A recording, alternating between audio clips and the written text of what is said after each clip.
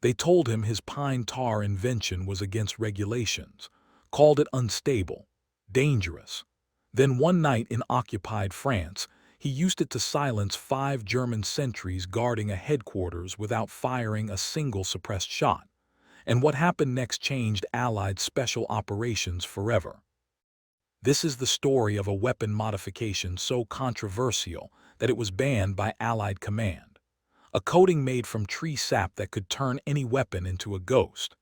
But when a British commando unit found themselves trapped behind enemy lines with a mission that seemed impossible, they had no choice but to break the rules. And the man who broke them was about to prove that sometimes the best solutions come from the worst punishments. March 1944, Northern France. The war in Europe was at a turning point. D-Day was coming. Everyone knew it. The Germans knew it. They just didn't know when or where. And that's exactly what the Allies wanted to keep secret.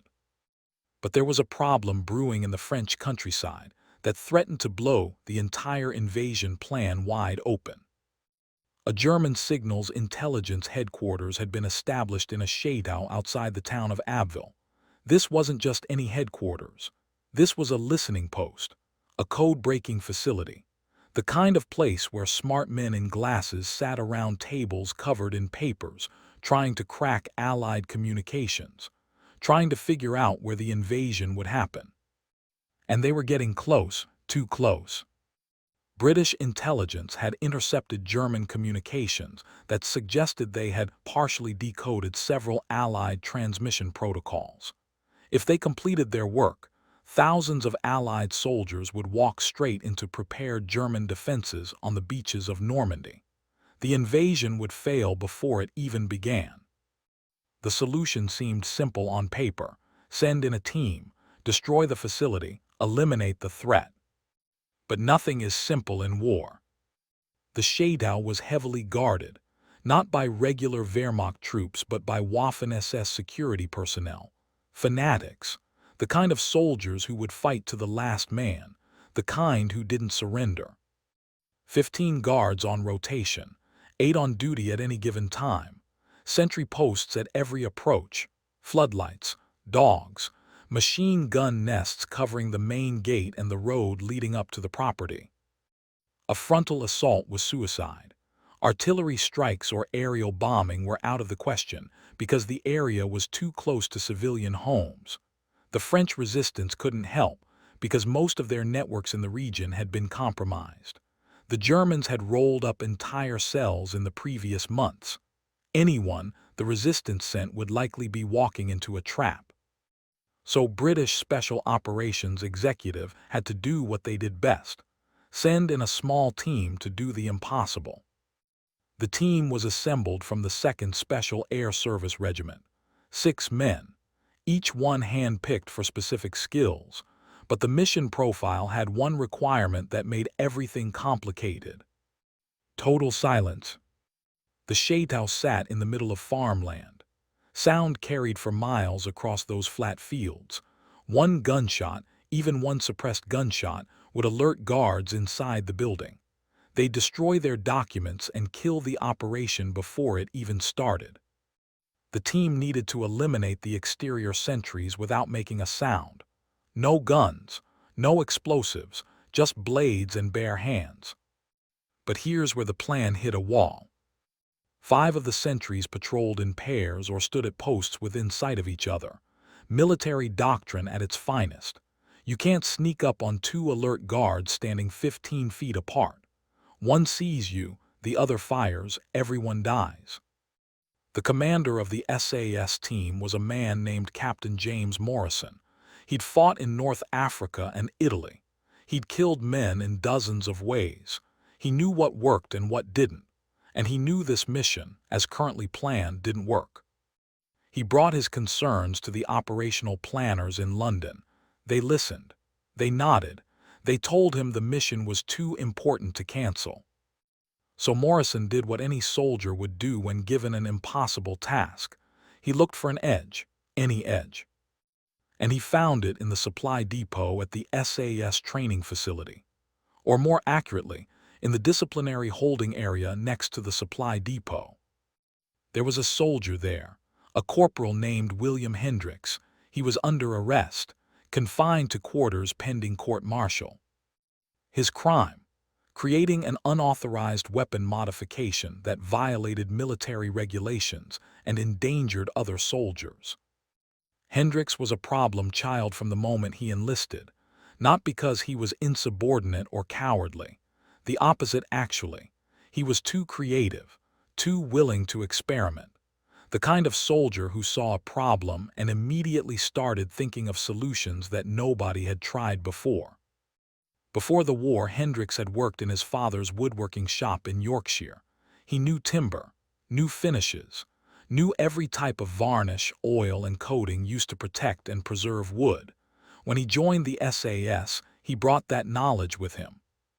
And he'd noticed something that bothered him. Suppressed weapons weren't actually that quiet.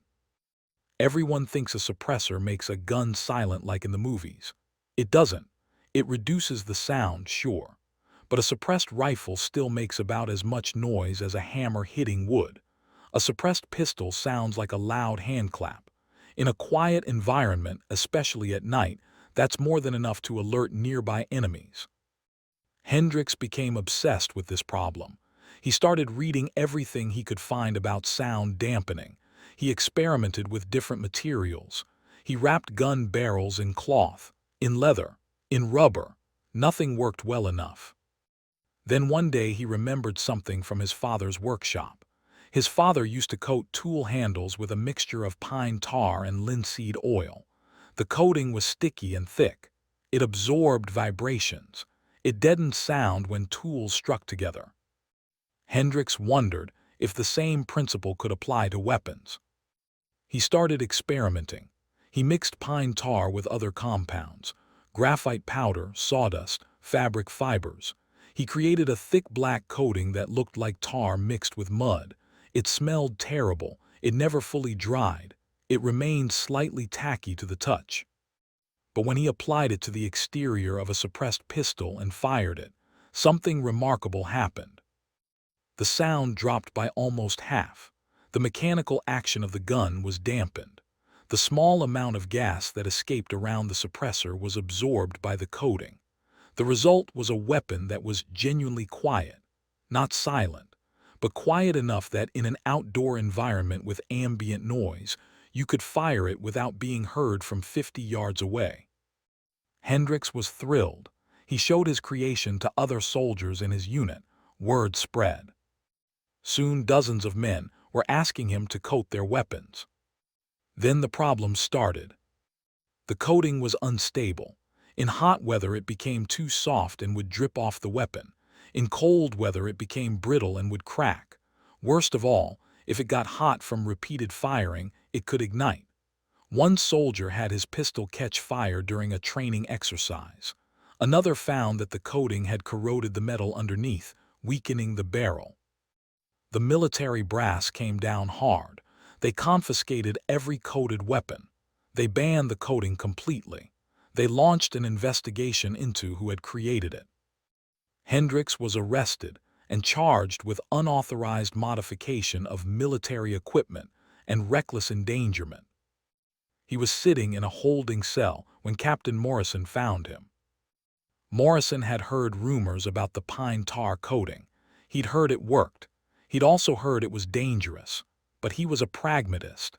He had 5 sentries to eliminate in total silence and no way to do it with conventional tools. He needed Hendricks. He needed the coating. But first, he had to get him out of custody. Morrison went straight to his commanding officer. He explained the situation. He explained why he needed Hendricks and his controversial invention. The commanding officer was not enthusiastic. The coating had been banned for good reasons. Using it meant taking responsibility if something went wrong. If a weapon exploded and killed a team member, Morrison would face court-martial himself. But Morrison was insistent. He made his case. Without some way to genuinely silence their weapons, the mission would fail. And if the mission failed, thousands of Allied soldiers would die on the beaches of Normandy. The commanding officer, made a decision that would either save lives or ruin careers. He authorized Morrison to bring Hendricks on the mission, but with conditions. Hendricks would apply his coding only to weapons used for this specific operation.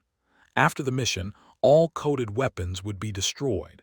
Hendricks would not teach anyone else how to make the coding, and if anything went wrong, Morrison alone would take the blame. Morrison agreed. Hendricks was released from custody and brought to the mission briefing. He sat in the back of the room while Morrison explained the plan to the team. They would parachute into France at night. The French resistance would meet them and provide transport to within 2 miles of the shadow. From there, they would move on foot through the farmland, approaching from the south where German patrols were lightest. The assault would happen 2 hours before dawn. 5 sentries had to be eliminated. 2 stood at the main gate. 2 patrolled the eastern perimeter. 1 stood alone at a side entrance used by staff. The team would split up. Morrison and 1 other man would take the gate. 2 men would take the patrolling guards. 1 man would take the solo sentry. Once the exterior was clear, they would enter the shadow through the staff entrance, eliminate any guards inside, destroy the intelligence materials, and extract to a pickup point 3 miles away where a British plane would land to retrieve them. Simple, clean, impossible without the right tools. After the briefing, Hendricks approached Morrison. "I need to know exactly what you want," Hendricks said, "because the coding works differently depending on what weapon you use and how you use it." Morrison laid it out. They had suppressed well-rod pistols, British-made, bolt-action, designed specifically for assassinations, already the quietest weapon the Allies had, but still not quiet enough. Hendricks nodded. He could work with that. He asked for 3 days. Morrison gave him 2. Hendricks set up a workspace in a storage building away from the main facilities. He didn't want anyone seeing what he was doing. He started with the base materials: pine tar from the quartermaster, linseed oil, graphite powder he scraped from pencils and mechanical parts, fine sawdust from the woodshop, cotton fibers pulled from old uniforms. He mixed them in specific ratios he'd perfected through trial and error. Too much tar and the coating never set. Too little and it didn't absorb sound. The graphite added thermal stability. The sawdust and cotton added texture that helped trap sound waves. He heated the mixture over a small burner until it reached the consistency of thick honey. Then he let it cool until it was just slightly warm. He took the first well-rod pistol and began applying the coating, not to the internal mechanisms. Those had to remain clean and functional, but to every external surface: the barrel, the suppressor housing, the grip, the frame. He used a brush at first, then switched to his hands. The coating had to be applied evenly. No thin spots, no gaps, a layer about 2 millimeters thick all the way around. The pistol looked disgusting when he finished, like someone had dunked it in a barrel of black sludge. The coating was tacky and smelled like a mixture of burnt wood and old engine oil. But when Hendricks fired it into a sand pit behind the storage building, the sound was barely louder than someone snapping their fingers. He smiled. It worked. He repeated the process with 5 more well-rod pistols, 1 for each member of the team. Each coating took about 40 minutes to apply. He worked through the night. By morning, he had 6 coated weapons ready. He also prepared extra coating mixture in sealed tins, just in case they needed to do field repairs. Morrison inspected the weapons. He fired one himself. He was impressed but cautious. He asked Hendricks about the risks. Hendricks was honest. The coating was still experimental. It worked in controlled conditions. But in the field, anything could happen. Temperature changes could affect it. Moisture could degrade it. If a weapon got too hot from rapid firing, the coating could smoke or even catch fire. But Hendricks had made improvements since the original formula. He'd added compounds that increased thermal stability. He'd tested the coating in cold water and found it held up. He believed it would work. Morrison made a decision. They would take the coated weapons, but they would also bring uncoated backups. If the coating failed, they'd adapt. 3 days later, the team loaded into a Halifax bomber at an airfield in southern England. 6 men, full combat gear, coated weapons wrapped carefully in cloth. Hendricks was among them. Morrison had requested he come along. If something went wrong with the coating, Hendricks was the only one who could fix it in the field. The flight across the channel was rough. Spring storms made the aircraft pitch and roll. One man vomited into his helmet. Another prayed quietly. Hendricks sat in silence, holding one of the coated well rods, running his thumb over the tacky surface. They jumped over Normandy just after midnight. The parachutes deployed correctly. All 6 men landed in the designated drop zone, a field 3 miles from the nearest German patrol route. The French resistance contact was waiting, a farmer named Claude who spoke almost no English. He loaded them into a truck hidden under hay bales and drove them to a barn 8 miles away. They spent the day there hidden resting. Claude's wife brought them food, bread, cheese, wine that tasted like vinegar. They ate in silence, checking their equipment, preparing mentally for what was coming. As evening approached, Morrison gathered the team. He went over the plan one more time. Timing was everything.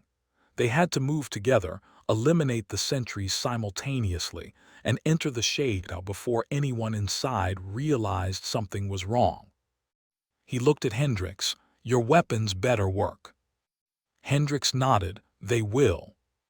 At 2200 hours they moved out. Claude drove them to within 2 miles of the shadow, then left. They were on their own. The night was clear. A quarter moon provided just enough light to navigate by. They moved across the fields in a staggered line, spacing themselves 20 feet apart, weapons ready.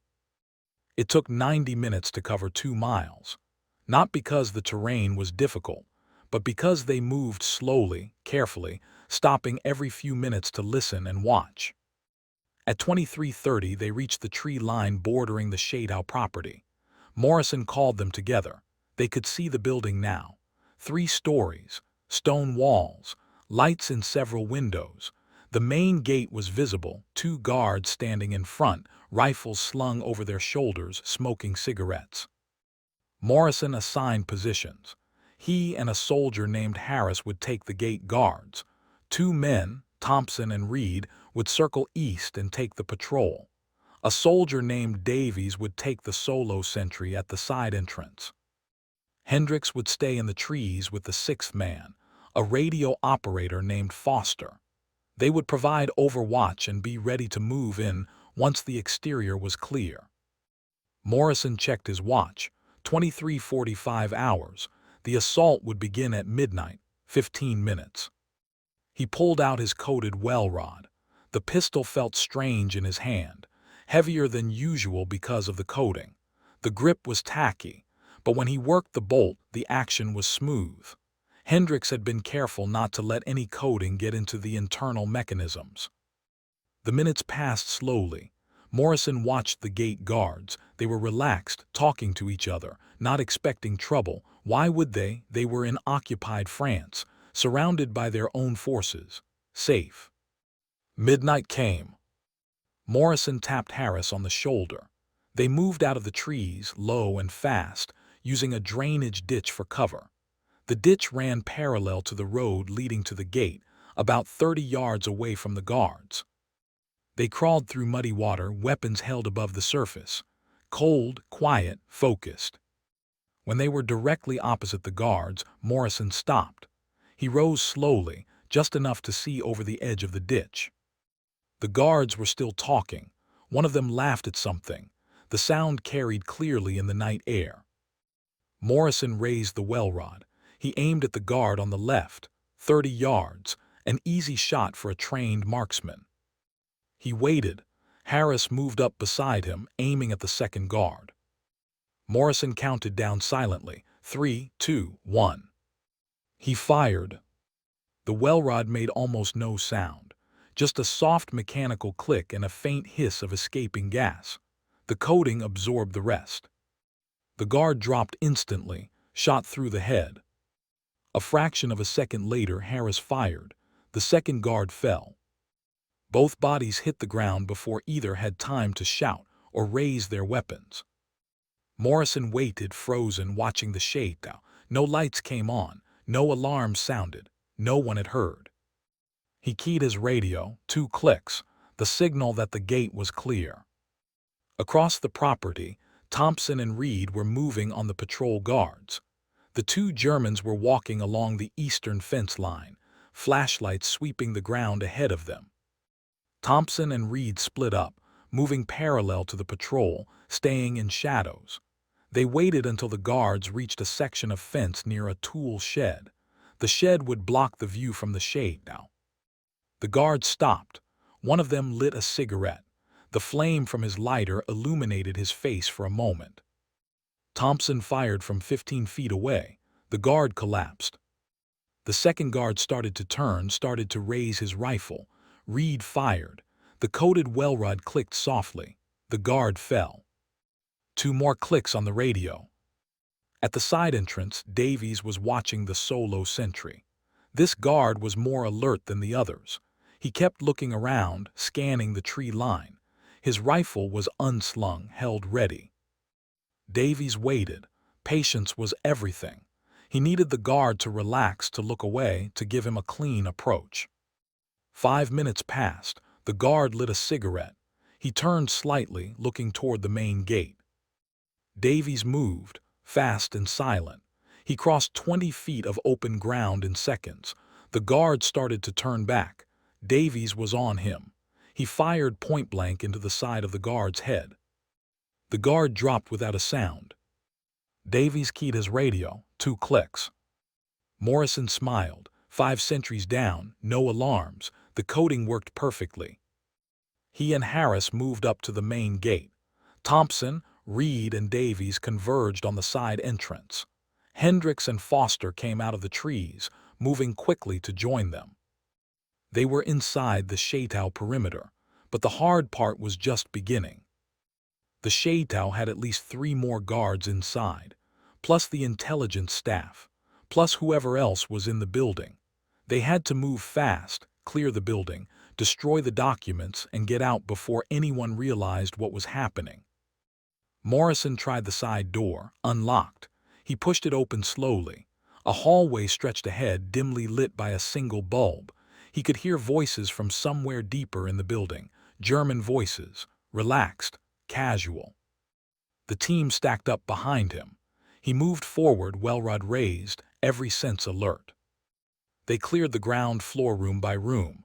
A kitchen, empty. A dining room, empty. An office, empty. Then they reached the main hall. A wide staircase led up to the second floor. Light spilled down from above. The voices were louder now, multiple people talking. The intelligence staff was up there. Morrison started up the stairs. Each step creaked slightly under his weight. He moved to the edges where the wood was stronger and quieter. Halfway up, a door opened on the second floor. A German officer stepped out, adjusting his uniform jacket. He looked down and saw Morrison. For a split second, both men froze. Then the officer opened his mouth to shout. Morrison fired. The coated well rod clicked. The officer fell backward, dead before he hit the floor. But the delay was enough. Someone inside the room had heard. A voice called out in German. A question, asking if everything was okay. Morrison ran up the remaining stairs. He reached the top just as another German officer came through the doorway, pistol drawn. Morrison fired twice. Both shots hit center mass. The officer went down. Now the chaos started. Shouting from inside the room. The sound of furniture being knocked over. The intelligence staff knew they were under attack. Morrison kicked the door fully open. The room was large, maybe 30 feet across, tables covered in papers and maps, 5 men in German uniforms scrambling for weapons. Thompson and Reed came through the door behind Morrison. All 3 fired. The coated well rods clicked softly, over and over. The German officers fell. One of them managed to fire back. His pistol shot was deafening in the enclosed space. The bullet hit the door frame next to Morrison's head, showering him with wood splinters. Harris fired from the hallway. The German went down. Silence. Morrison scanned the room. 7 Germans dead, papers everywhere, maps of the French coast, code books, radio schedules. This was it. This was what they came for. Burn it, Morrison ordered. Burn everything. They piled papers on the tables and soaked them with lamp oil. Reed struck a match. The flames caught immediately, spreading fast. But they had a problem. The gunshot. That one pistol shot had been loud enough to carry. If there were more guards outside, if there were patrols nearby, they would have heard. Morrison made a decision. They had to leave, now. The team moved back down the stairs. Smoke was already filling the second floor. They reached the ground level and headed for the side entrance. As they stepped outside, Morrison heard it, truck engines, coming up the road toward the shadow, German reinforcements. Run, Morrison said. No point in silence now. The team sprinted across the shadow grounds, heading for the tree line. Behind them, the flames were visible through the second-floor windows. The fire was spreading. Truck headlights swept across the property, German voices shouting. The reinforcements had arrived. A machine gun opened up. Tracers cut through the darkness, chewing up the ground around the running SAS soldiers. Morrison fired back with his well rod, pointless at this range, but it was something. Harris dropped to one knee and fired a full magazine from his suppressed Sten gun. One of the truck headlights shattered. They reached the trees. The machine gun was still firing, but the trees provided cover. They kept running, crashing through underbrush, not caring about noise anymore. After half a mile, Morrison called a halt. The team gathered, breathing hard, checking for injuries. Everyone was accounted for. No one hit. Behind them, the shadow was burning. The flames were visible above the trees, lighting up the night sky. They'd done it. The mission was complete. But they still had to get out of France. The exfiltration took 3 days. They moved south, avoiding roads, avoiding towns, living off the land and what little food the resistance could provide. German patrols were everywhere, searching for them, but they stayed ahead. On the 3rd night, they reached the extraction point, a field near the coast. A British Lysander aircraft landed under cover of darkness, picked them up, and flew them back to England. When they landed, Morrison filed his after-action report. He described the mission in detail. He emphasized that the objective had been achieved. The German intelligence facility was destroyed. The documents were burned. The threat to D-Day was eliminated. And he made sure to mention the pine tar coating. He explained how it had worked perfectly, how it had allowed them to eliminate the sentries in complete silence, how without it the mission would have failed. The brass listened. They read the report. They were impressed by the results, but they were also cautious. The coating had worked this time, under these specific conditions, but it was still experimental, still unpredictable, still potentially dangerous. They made a decision. The coating would not be officially adopted. The ban would remain in place, but they would allow Hendricks to continue researching, to refine the formula, to make it safer and more reliable. And if another mission came up that required absolute silence, they would consider using it again. Hendricks was released from all charges. His court-martial was canceled. He was reassigned to a research unit where he could work on weapon modifications without being arrested. He spent the rest of the war improving his coating. He tested dozens of variations. He found ways to make it more stable in extreme temperatures. He reduced the fire risk. He made it easier to apply and remove. By the time the war ended, his coating had been used on 17 different operations, all successful, all without incident. But it was never mass-produced, never issued to regular troops. The military establishment was too conservative, too worried about liability, too invested in conventional solutions. The pine tar coating remained a classified secret for decades after the war. Few people knew it existed. Even fewer knew how effective it was. But the men who used it knew. The men who survived impossible missions because of it knew. And they knew that sometimes the best innovations come from the most unlikely sources. From a soldier sitting in a cell for breaking the rules. From someone willing to experiment when everyone else said it was too dangerous. Captain Morrison went on to lead dozens more operations before the war ended. He survived and lived to old age. In his memoirs, published years later, he wrote one paragraph about the Shutterstock mission. He didn't mention Hendricks by name. The coding was still classified at the time. But he wrote this: "We succeeded that night because someone had the courage to think differently, to ignore the rules when the rules made no sense. War rewards innovation, and sometimes the most innovative solutions come from the most unexpected places." Hendricks never sought recognition. He returned to Yorkshire after the war, took over his father's woodworking shop, lived quietly, died in 1983. His obituary made no mention of his service, no mention of his invention, just that he was a veteran who served his country.